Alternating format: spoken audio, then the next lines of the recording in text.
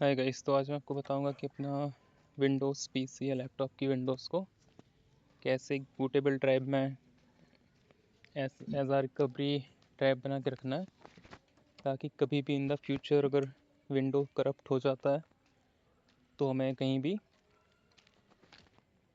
दिक्कत ना हो और कहीं बाहर से रिपेयर ना कराना पड़े। तो हम खुद से ही रीइंस्टॉल कर सकते हैं अपने सिस्टम पर जो पहले से ऑपरेटिंग सिस्टम था और उसकी सेटिंग्स वगैरह। तो भाई अपन को जाना है कंट्रोल पैनल में, कंट्रोल पैनल से रिकवरी में, और यहाँ पर ऑप्शन मिलेगा क्रिएट अ रिकवरी फाइल या ड्राइव। तो भाई यहाँ से फिर वो तुमको बोलेगा कि ऐसे एक्सटर्नल डिस्क ड्राइव या फिर पेन ड्राइव इंसर्ट करो जिसमें कोई काम का डेटा ना हो, वो उसको इरेज कर देगा पूरा कम्प्लीटली। फिर हमने सर्च पे जो है क्लिक कर दिया कि भाई फाइंड करो तुम मेरे सिस्टम में मैंने जो पेन ड्राइव लगा रखी है या कौन कौन सी ड्राइव या सीडी है जो एलिजिबल है इसके लिए। तो वो सर्च करेगा पहले, फिर आपको लिस्ट निकाल के देगा।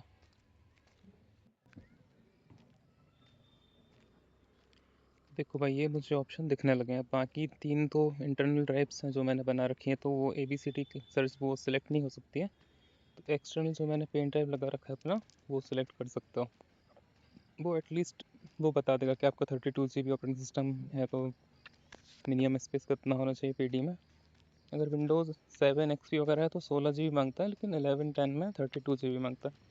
और अगर मेरी पेन ड्राइव 64 GB की थी, तो अगर 64 GB का पेन ड्राइव लगाते हैं ना, तो उसको भी फॉर्मेट करके 32 GB के पार्टीशन में डाल देगा। और बाकी का 32 GB जो रहेगा आपका, उसको आप या तो यूज़ कर सकते हैं, बट उसके लिए आपको अलग से डिस्क मैनेजमेंट में जाना पड़ेगा। वहाँ से आप उसको as a external pen drive use कर सकते हैं। तो आप जब भी पेन ड्राइव लगाएंगे तो वो दिखाएगा कि एक रिकवरी या बूटेबल ड्राइव है और दूसरा पार्टीशन स्टोरेज के लिए है। और रिकमेंडेशन यही रहता है कि भाई अगर बूटेबल ड्राइव बना रहा हो तो फिर उसको स्टोरेज की तरह यूज़ मत करो। उसमें सिर्फ और सिर्फ अपना विंडोज़ का जो सिस्टम रहेगा, ऑपरेटिंग सिस्टम, वो रहेगा। तो देखो भाई, इस वाले मेथड में क्या है ना, तुमको विंडोज़ के सर्वर से ISO फाइल डाउनलोड करने का और उसको किसी भी थर्ड पार्टी के सॉफ्टवेयर से बूटेबल ड्राइव में जो है वो करना पड़ता है ऐड। वो थोड़ा लफड़ा रहता है, वो भी मैं एक दूसरे वीडियो में ऐड कर दूंगा कि अगर ऑलरेडी विंडो करप्ट हो चुकी है तो किसी दूसरे PC से आप कैसे एक बूटेबल ड्राइव क्रिएट करके ला सकते हैं अपने PC को रिपेयर करने के लिए। तो भाई ये बहुत ज़्यादा टाइम लेगा, ज़्यादा भी नहीं, जितना भी आपका विंडोज़ का साइज़ होगा, क्योंकि ये सेटिंग्स वगैरह भी स्टोर करता है। और एक और चीज़ याद रहे कि अगर विंडो ऑटोमेटिक करप्ट हो जाती है तो खैर आजकल तो ऐसा नहीं होता, पहले पुराने PCs में ही होता था। तो जो C वाले फोल्डर में जितने भी डॉक्यूमेंट्स फाइल वगैरह हैं तो वो अक्सर हट जाते हैं अपने आप। और सबसे बड़ी दिक्कत जाती है कि जो डाउनलोड्स वाला फोल्डर रहता है वो भी C में रहता है, तो लोगों को वहीं पर डेटा लॉस होता है। तो बेटर ऑप्शन ये रहता है कि वो जो तुम्हारा डाउनलोड वाला ऑप्शन है ना, डाउनलोड्स का जो ड्राइव फोल्डर है, उसमें भी एक ऑप्शन रहता है कि तुम वो कर दो उसको।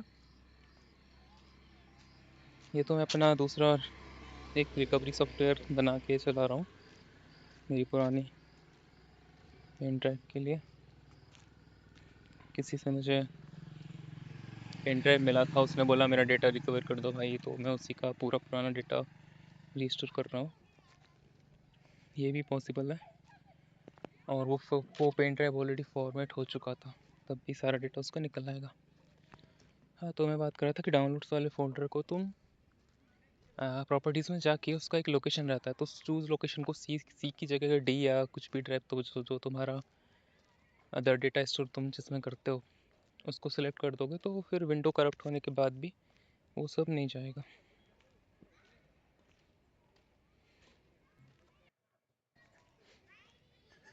तो भाई ये इस तरीके से थोड़ा टाइम लेगा, और जब ये कंप्लीट हो जाएगा तो ऑटोमेटिक आपकी पेन ड्राइव बूटेबल ड्राइव की तरह सेव कर देगा और छोड़ देगा, फिर आप उसको